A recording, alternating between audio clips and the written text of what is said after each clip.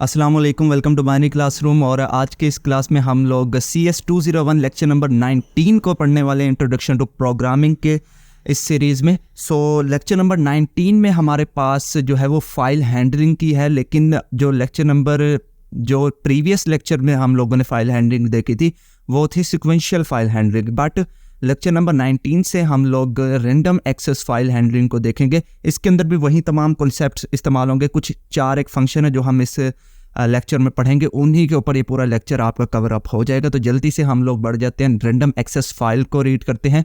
Random access file क्या है? To determine this file pointer position inside a file we have to function tellg and tellp. Now file handling एक है sequentially जो हम open और close के जरिए करते हैं, एक है हमारे पास रैंडम एक्सेस के हमने अगर फाइल के दरमियान ही या कोई ऐसे इंडेक्स पे हम लोगों ने अपना जो पॉइंटर है वो पोजीशन मालूम करनी हो, या वहाँ पर सेट करनी हो, वहाँ पर रीड करना हो, वो राइट करना हो, इस तरह के तमाम ऑपरेशंस हम लोग रैंडम एक्सेस फाइल से करते हैं। और रैंडम एक्सेस फाइल के कौन से फंक्शंस के मदद से हम लोग करते हैं? उन 2 फंक्शंस का नाम है टेल-G and टेल-P।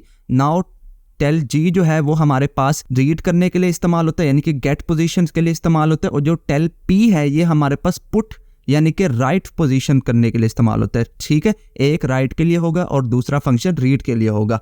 Late us say we have opened a file stream my file. फर्ज करें कि हम लोगों के पास एक फाइल है जिसका नाम है माय फाइल, हम उसको ओपन करना चाहते हैं फॉर रीडिंग गेटिंग मैंने ब्रैकेट में लिखा हुआ है क्योंकि यहाँ पर मैं टेल-G का फंक्शन इस्तेमाल करूंगा। टेल-G से मुराद होता है गेटिंग।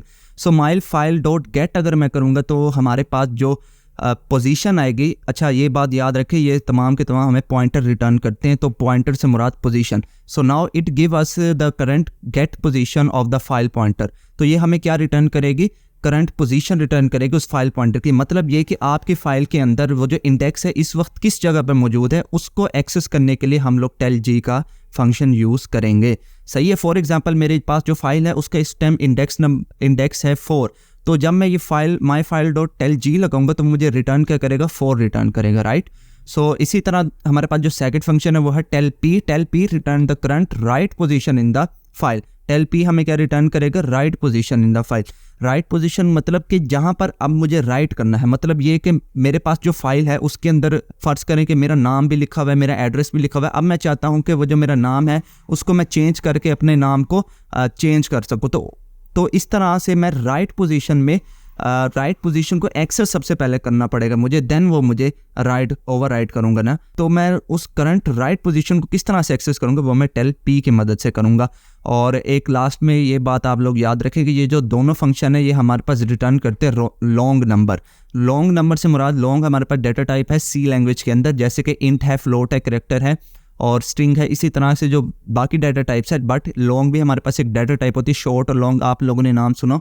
लॉन्ग डाटा टाइप हमारे पास 64 बिट का जो हमारे पास एड्रेस होती है या वो हमारे पास कैरेक्टर जो वो रिटर्न करते हैं, जबकि जो इंट फ्लोट है ये हमारे पास 4 बाइट और इस तरह के जो है वो कैरेक्टर रिटर्न करते हैं। Now move on to the setting the position हमारे पास जो सेकंड टॉपिक है इसका, तो एक है हमारे पास जो गेट पोजीशन और set position. Now setting the position में हम लोगों ने करना क्या है? सेटिंग द पोजीशन में हम लोगों ने ये करना है कि हम लोग किस तरह से अपनी डिजायर्ड लोकेशन पर डाटा राइट कर सकते हैं या रीड कर सकते हैं। तो अपने डिजायर्ड पोजीशन पर मतलब कि मुझे इंडेक्स नंबर 5 पे कुछ डाटा को राइट करना है, तो वो मैं किस तरह से करूंगा? और इंडेक्स नंबर 5 से कुछ डाटा डायरेक्टली रीड करना है मुझे, तो वो मैं किस तरह से करूंगा? इस तरह के ऑपरेशंस को परफॉर्म करने के लिए हम लोग ये 2 फंक्शन इस्तेमाल करते हैं जिनका नाम है seek-P एंड seek-G। यहाँ पर भी वही कॉन्सेप्ट है जो अभी मैंने टेल-P और टेल-G में देखा। क्या जो P से मुराद है इसके अंदर पुट और G से मुराद है इसके अंदर गेट। पुट से मुराद हमारे पास होगा यहाँ पर राइट ऑपरेशन और G से मुराद हमारे पास यहाँ पर होगा read operation. The next thing is to learn how can we position into a file. हम फाइल के अंदर किस तरह से पोजीशन को लोकेट कर सकते हैं। Now seek-P function move the put pointer to the desired location.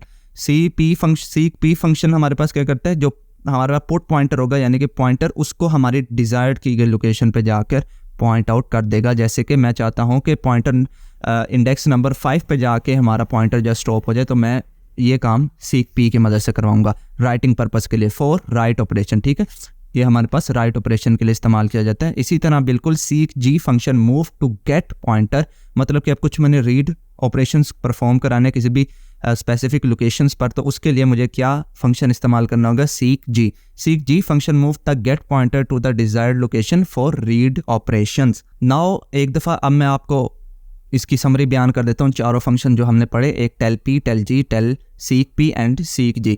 इनमें जो पी है इससे मुराद क्या है, पुट, जो कि राइट ऑपरेशन परफॉर्म कराएगा, और जी से मुराद क्या है, गेट, जो कि रीड ऑपरेशन परफॉर्म कराएगा। ये तो आप लोगों को अब रट जाने चाहिए। जहाँ भी आपको पी नज़र आ जाए टेल के साथ या सीक के साथ तो समझ जाए वहाँ राइट ऑपरेशन होगा, और जहाँ भी जी नज़र आ जाए तो समझ जाए वहाँ पर रीड ऑपरेशन होगा।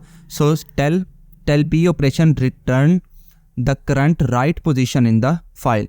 टेल पी ऑपरेशन हमारे पास जो करंट राइट पोजीशन हो रही है इस टाइम, जो हम जिस पोजीशन पर राइट करने जा रहे हैं वो हमें रिटर्न करेगी। इसी तरह tell g return the current read position in the file, के जिस पोजीशन पर हम जो डेटा है वो रीड करने जा रहे हैं उसका जो एड्रेस होगा, उसका जो पॉइंटर होगा, वो हमें कौन सा फंक्शन रिटर्न करेगा, टेल जी फंक्शन रिटर्न करेगा। Similarly seek P sets the write operation in the file. Seek P क्या करेगा, हमारे पास सेट करेगा राइट पोजीशन, जहाँ पर हम लोग अब डेटा को राइट करने जा रहे हैं फाइल के अंदर, उसकी जो लोकेशन है वो सेट करने के लिए इस्तेमाल होगा सीक पी। जबकि टेल पी क्या कर रहा था, हमें करंट राइट पोजीशन को एक्सेस करके दे रहा था, सीक पी सेट करके दे रहा। ये आप लोगों ने डिफरेंस रखना है। And seekg set the read position in a file. Seekg क्या करेगा, सेट करेगा रीड पोजीशन के कहाँ से हम लोगों ने डेटा को रीड करना स्टार्ट करना है। सो नाउ ये हमारे पास 4 इंपॉर्टेंट फंक्शन थे इस लेक्चर में। अब मैं आपको लेके जाता हूँ आपके हैंडआउट्स की तरफ, और वहाँ पर मजीद जो है वो हम लोग देखते हैं। तो नाउ हैंडआउट में हम लोग आ चुके हैं। अभी तक के लिए वो जो 4 फंक्शन थे वही आपके लिए बहुत हैं। ये जो बाकी आ गए ना, data insertion in the middle of the file, ये सारी चीज़ें हमारे पास उन्हीं चारों फंक्शन से ही हो जाती हैं। तो आपको अगर सीक जी देखें ना, सीक जी, सीक पी, तो ये सारी चीज़ें हम लोग उसी से कर सकते हैं। तो ये आगे इनमें कुछ भी इतना इंपॉर्टेंट नहीं है, वहीं 4 फंक्शन ही इंपॉर्टेंट थे। नाउ ये जो हमारे पास सैम्पल प्रोग्राम है इनको देख लेते हैं। सैम्पल प्रोग्राम में वो क्या कहते हैं कि आप लोग कोई ऐसा प्रोग्राम बनाए जिसमें ओपन, क्लोज, सीक जी और गेट फंक्शन तमाम के तमाम आप लोग चला के दिखाएं। तो इसके लिए आप लोगों को सिंपल क्या करना है, सबसे पहले तो दोनों आप लोगों ने हेडर फाइल इंक्लूड कर देनी है, फाइल हैंडलिंग की भी और stdlib भी। और देन उसके बाद आप लोगों ने कोई सी एक फ़ाइल बना लेनी है। फ़ाइल बनाने के बाद उसको ओपन फंक्शन से उसको ओपन कर लेंगे, और यहाँ पे इस फंक्शन के अंदर हम लोग उसको चेक करेंगे। एरर तो कोई नहीं आया, अगर एरर आएगा तो हमें मैसेज प्रिंट हो जाएगा कि हमारी फ़ाइल ओपन होने में कुछ एरर आ रहा है। देन उसके बाद हम लोग उसको स्कैन करेंगे, मतलब ये कि हम उसको अपने कंसोल पे जो है उसके करैक्टर बाय करैक्टर को प्रिंट कराना चाहते हैं। तो उसके लिए भी हम लोग scrn.open ये फंक्शन हम लोग यूज़ करेंगे, और एक लूप कोई सी भी लगा लें, यहाँ वाइल लूप मोस्टली इस्तेमाल होती है। तो इस लूप से आप लोग उसका हर एक करैक्टर अपने कंसोल पे प्रिंट करा सकते हैं। तो ये तमाम करके आप लोग फाइल को क्लोज कर देंगे और ये आपका प्रोग्राम जो है बाकी हो जाएगा। इसी तरह सैम्पल प्रोग्राम नंबर 2 है, जिसके अंदर हम लोगों ने यहाँ पर भी सीक जी का फंक्शन ही वही कॉल करना है, और इसमें कुछ भी नहीं है। देखिए यहाँ पर भी सेम वही चीज़ है, यहाँ पर उन्होंने फॉर लूप से कर दिया इसको, बस बाकी और कुछ भी नहीं है। इसके अंदर भी करैक्टर बाय करैक्टर है और सारी चीज़ें हैं। और इसके अंदर एक टॉपिक था कि write file in reverse order, तो उसके अंदर भी आप लोगों ने सिर्फ ना इंडेक्स यहाँ पर -1 देना होता है। ये देखें सीक जी का फंक्शन ही इस्तेमाल होता है। और ये जो iOS है, ये आपके पास अगर आप यहाँ पर नहीं देना चाहते फंक्शन के अंदर, तो आप इसकी header using name space std और या वो IO स्ट्रीम जो आपकी हेडर फाइल है वो इंक्लूड करेंगे, तो तब आपको ये नहीं देना पड़ेगी। डायरेक्ट -1 कॉमा और एंड लिखेंगे तो आपकी जो फाइल है वो रिवर्स ऑर्डर में कॉपी हो जाती है। ठीक है, तो यही आज का लेक्चर था। आई होप आपको पसंद आएगा। अगर पसंद आए तो वीडियो को लाइक करके शेयर कर दें और चैनल को सब्सक्राइब करके बेल आइकन दबा दें। मिलते हैं किसी नेक्स्ट वीडियो में, तब तक के लिए